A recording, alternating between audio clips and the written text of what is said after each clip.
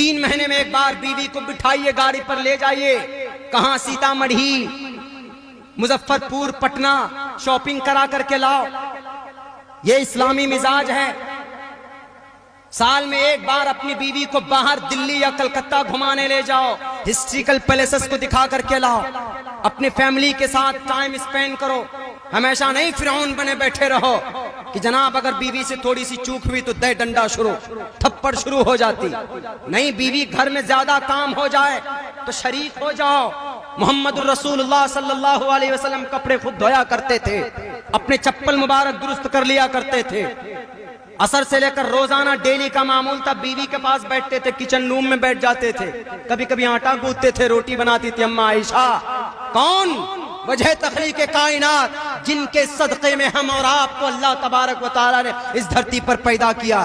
لیکن یہ موڈ کبھی نہیں ہوتا بیوی کے ساتھ، نہیں جناب، سارے کام بیوی ہی کریں۔ کھانے میں نمک مرچ کم ہو جائے تو بیچارے پر تھپڑ کی اتنی بارش ہوتی ہے کہ وہ بیچاری بس صبر کر کے رہ جاتی۔ وہ بیمار پڑ جائے تو ان کی خدمت کرو۔ یہ اسلامی مزاج ہے۔ 2 مرتبہ کبڈی کا ریس کھیلا ہے محمد الرسول اللہ نے، اماں عائشہ نے۔ علماء کرام کی موجودگی میں کہہ رہا ہوں، اسلامک عدالت کے میں مان مریادہ کو سامنے رکھ کر کہہ رہا ہوں، محمد الرسول اللہ نے کہا کہ عائشہ آ جاؤ تھوڑے سے کبڈی میچ کھیل لیتے، دیکھتے کون جیتتا۔ قافلہ چلا گیا، پوائنٹ بنایا گیا، دونوں کے اندر 1 2 3 کر کے ریس لگایا گیا۔ اماں عائشہ جیت گئی پہلے مرتبے میں، محمد الرسول اللہ آ گئے، اماں عائشہ خوشی منانے لگی، وی ون دا میچ، میں جیت گئی، آپ تو ہار گئے۔ دیکھیے کیسا مزاج ہے میاں بیوی کا۔ آج ہے یہ رشتہ؟ نہیں، تم بیوی ہو، منہ بنا کر کے رہیں گے بیوی کے سامنے، اس کی ایک بھی ضرورت پوری کرنے کے لیے تیار نہیں ہوں گے۔ اگر اس کو کپڑا چاہیے یا اس کو باہر گھومنے کے لیے کبھی اگر اس کا من چاہیے تو کہاں جائے گی وہ؟ آپ تو کہتے ہو الرجال قوامون علی النساء، ہم تو عورتوں کے اوپر سردار بنائے گئے ہیں، حاکم ہیں، تو حاکم ہو تو حاکمیت کا فریضہ بھی انجام دو، ادا کرو۔ ارے تم کھاتے ہو باہر جا کر چکن چلی، اپنے بیوی کے لیے نہیں لا سکتے تم پیک کر کے؟ اپنے بیوی کو نہیں بول سکتے تم آئی لو یو؟ تم بولتے ہو غیر محرم کو I love you my sweetheart, بیوی کو زندگی میں کبھی نہیں بولا ہوگا I love you my sweetheart. بیوی ناراض ہو جائے تو ایک انگوٹھی بنا لو چاندی کی 200-250 روپے کی اور لے کر کے پہنچو کہ محترمہ آپ ہی تو میری زندگی ہے، you are my life partner, you are my sweetheart, میں دل سے تمہیں چاہتا ہوں، دل سے محبت کرتا ہوں۔ اگر آپ اس طریقے سے اگر اپنی ازدواجی زندگی کو اگر پٹری پر لائیں گے تو میں قسم کھا کر اور پتھر پر لکھ کر دینے کے لیے تیار ہوں، کبھی بھی طلاق کی نوبت نہیں آئے گی۔ غیر محرم کو تو بولو گے تم آئی لو یو، بیوی کو کبھی نہیں بولو گے، ماں کو کبھی نہیں بولو گے کہ آئی لو یو مائی موم، بہن کو کبھی نہیں بولو گے کہ آئی لو یو مائی سسٹر، بیٹی کو کبھی نہیں بولو گے کہ dear I love you my dear daughter, کبھی نہیں بولو گے۔ اس کا معنی بدلتا رہتا ہے، ماں کو بولو تو کچھ اور مطلب ہوتا ہے، بیوی کو بولو تو کچھ اور مطلب ہوتا ہے۔ بیوی کو خوش ہو کر بولو، بیوی مسکرائے تو اللہ تبارک و تعالیٰ مسکراتے ہیں۔ بیوی کے سامنے بیٹھ کر کھانا ایک دوسرے کے منہ میں دو، لقمہ دو تو اللہ تبارک و تعالیٰ صدقے کا ثواب لکھتا ہے۔ اگر میں جھوٹ بولتا ہوں تو بخاری شریف جلد ثانی اٹھا کر کے دیکھ لیجیے۔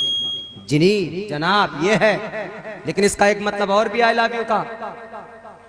اگر چلتی ہوئی لڑکیوں سے بول دو آپ غیر محرم سے تو ڈنڈا پڑے گا سر پہ اور سر پہ ایک بھی بال نہیں رہے گا، اس کا یہ بھی مطلب ہے۔ اس لیے میرے نوجوان ساتھیوں، گھر کے اندر یہ ازدواجی ماحول پیدا کرو۔ اگر ہم نے اپنی شریعت کو ڈھنگ سے اس پر عمل کرنا سیکھ لیا تو دنیا کی باطل طاقتوں سے رب خود نمٹ لے گا۔ اِنَّا نَحْنُ نَزَّلْنَا الذِّكْرَ وَإِنَّا لَهُ لَحَافِظُونَ۔ چلیے اس آیت کی تشریح میں کر کے اس کے اوپر جو غلط فہمی وہ ختم کر کے میں اپنی جگہ لیتا ہوں۔ فَاقْتُلُوا الْمُشْرِكِينَ حَيْثُ وَجَدتُّمُوهُمْ۔ What is the meaning of this ayah؟ اس آیت کا مطلب کیا، اس کا ارتھ کیا؟ محمد الرسول اللہ جب مدینہ پہنچے تو 10 سال کا ایگریمنٹ ہوا۔ کیا ایگریمنٹ؟ کہ کوئی باہر سے آ کر یہاں پر سرگوشی نہیں کرے گا، کوئی سازش نہیں رچے گا، نہ بم پھوڑنے کی، نہ مسجد توڑنے کی، نہ جھگڑے کی۔ اور یہی قانون اور یہی ایگریمنٹ ہر ملک کا بھی ہوتا ہے، جیسے بھی ملک ہندوستان کا ہے۔ पूरी दुनिया के मुल्क का यही वो बनता है। अगर आप किसी मुल्क में दाखिल होंगे तो आपको वहाँ का वीज़ा लेना ये बहुत ज़्यादा ज़रूरी है, बहुत इंपॉर्टेंट है आपको। अगर आप बिना परमिशन के घुस गए तो आपको रिफ्यूजी माना जाएगा, आपको उग्रवादी माना जाएगा, आपको दहशतगर्द माना जाएगा, आपको गोलियों से उड़ाने की परमिशन होती है, इजाज़त होती है। ये चीज़ जहन में रखिएगा। मुहम्मदुर रसूलुल्लाह के साथ 10 साल का एग्रीमेंट बना, 10 साल का एग्रीमेंट बना कि कोई लड़ाई नहीं करेगा, कोई सरगोशी नहीं करेगा, कोई स्कीम या साजिश नहीं, कोई प्रोपेगेंडा तैयार नहीं करेगा। 10 साल तक एग्रीमेंट हुआ, वो एग्रीमेंट गारंटेड भी हुआ, मुहर लगी। लेकिन 3 साल के बाद यहूदियों ने मोहम्मद रसूलुल्लाह को मिटाने की साजिश रची। तो अब क्या होना चाहिए?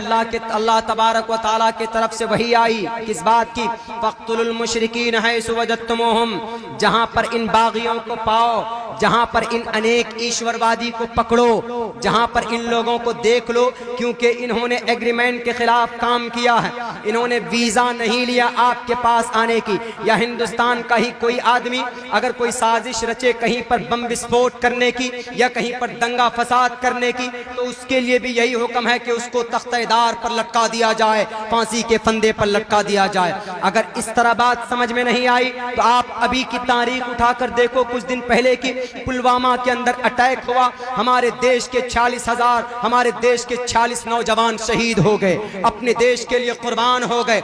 या अभी चीन के तरफ की बात ले लो, चीनी अगर कोई भी आदमी हिंदुस्तान के बॉर्डर को क्रॉस करता है तो हम उसको गोलियों से उड़ा देते हैं। अगर किसी भी मुल्क में दाखिल होना हो तो वीजा लेना, that's very important, that's very necessary and compulsory for you.